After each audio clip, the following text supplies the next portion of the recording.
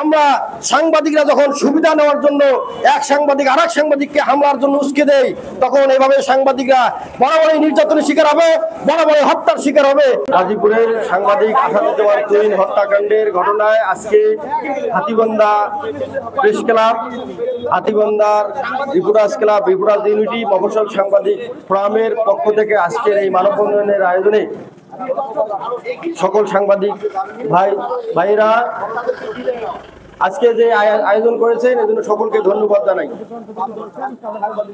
গভীর দুঃখের সহিত আমি বলতে চাই, সারা বাংলাদেশে সাংবাদিকরা যখন ন্যায়ের পক্ষে কাজ করে, সাংবাদিকরা যখন দেশের জন্য কাজ করে, সাংবাদিকরা যখন সন্ত্রাসের বিপক্ষে কাজ করে, সাংবাদিকরা যখন চাঁদাবাজের বিপক্ষে কাজ করে, তখন একটি গোষ্ঠী সাংবাদিকদের বিরুদ্ধে অবস্থান গ্রহণ করে।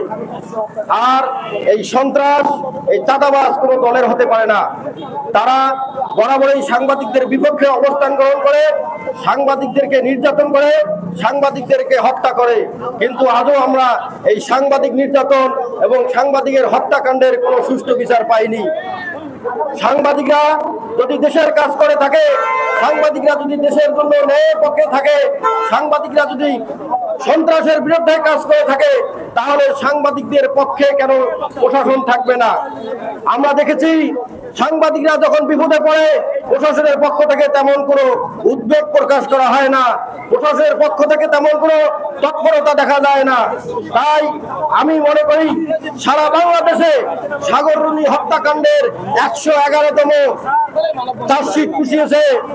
এরপরে বড় ধরনের হত্যাকাণ্ড কয়েকটি ঘটনা ঘটেছে। গাজীপুরে যখন আসাদুজ্জামান তুহিনকে হত্যা করা হয়, 24 ঘন্টা পার হওয়ার পর পুলিশ প্রকৃত আসামিদেরকে গ্রেফতার করতে পারেনি। আমরা গতকাল রাতে দেখেছি কয়েকজনকে গ্রেফতার করেছে।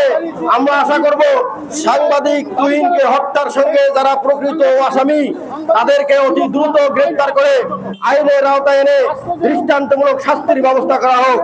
পাশাপাশি আমি মনে করি এই সাংবাদিক তুহিন একজন ন্যায়ের পক্ষে সাংবাদিক ছিল। তিনি এই ন্যায়ের পক্ষে থেকে সন্ত্রাসীদের ভিডিও ধারণকালে যখন হত্যার শিকার হয়েছেন, তার পরিবার আজ অসহায় হয়ে পড়েছে। সরকারের কাছে আমি দাবি জানাবো, সাংবাদিক তুহিনের পরিবারের দায়ভার সরকারকে নিতে হবে। এই তুহিনের দুটি সন্তান রয়েছে, তার ভরণ পোষণের দায় দায়িত্ব সরকারকে নিতে হবে। আমি পাশাপাশি আরেকটি কথা বলবো, সাংবাদিকদেরকে উদ্দেশ্য করে বলবো, আজকে সাংবাদিক হত্যা হয়, সাংবাদিকরা নির্যাতনের শিকার হয়। আমরা সাংবাদিকরা একদিন মানববন্ধন করি, হয়তোবা একদিন আলোচনা সভা করে শেষ করে দেই। আমি মনে করি আজকের সাংবাদিক নির্যাতন, সাংবাদিক হত্যার শিকারের জন্য দায়ী আমরা সাংবাদিকরা কম নই। যখন কোনো সাংবাদিকের উপর নির্যাতন হয়, পাশাপাশি অন্য সাংবাদিকরা ওই হামলাকারীর পক্ষ নিয়ে হামলাকারীকে শেল্টার দেয় এবং হত্যার সঙ্গে যারা জড়িত তাদেরকে সাহস জুগিয়ে দেয়। আমাদের সাংবাদিকদের মধ্যে আমাদের অনেক সাংবাদিক রয়েছে আজকে রাজনৈতিক দলের দালালি করে, প্রশাসনের দালালি করে, যার কারণে সাংবাদিকরা বারবার নির্যাতনের শিকার হয়ে সাংবাদিকরা বিচারের কোনো সুষ্ঠু বিচার পায় না। আমি আশা করব সাংবাদিকরা দালালি থেকে বিরত থাকবেন। আগামীতে সকল সাংবাদিক ঐক্যবদ্ধ হয়ে সাংবাদিক হত্যা এবং সাংবাদিক নির্যাতনের বিচারের জন্য ঐক্যবদ্ধ থাকবেন, রাজপথে থাকবেন এবং বাংলাদেশের মানুষকে, বিশেষ করে প্রশাসনকে বুঝিয়ে দেবেন সাংবাদিকরা কারো দালাল হতে পারে না, সাংবাদিকরা কখনো কারো চামচামি করে না। আমরা সাংবাদিকরা যখন সুবিধা নেওয়ার জন্য এক সাংবাদিক আরেক সাংবাদিককে হামলার জন্য উস্কে দেয়, তখন এভাবে সাংবাদিকরা বরাবরই নির্যাতনের শিকার হবে, বরাবরই হত্যার শিকার হবে, সুষ্ঠু বিচার হবে না। আমি আশা করব আগামীতে সকল সাংবাদিক দালালি ছেড়ে দিয়ে, চামচামি বাদ দিয়ে ঐক্যবদ্ধ থেকে সাংবাদিকের পাশে থেকে সাংবাদিকের পক্ষে কথা বলবে, সাংবাদিক নির্যাতনের বিরুদ্ধে কথা বলবে।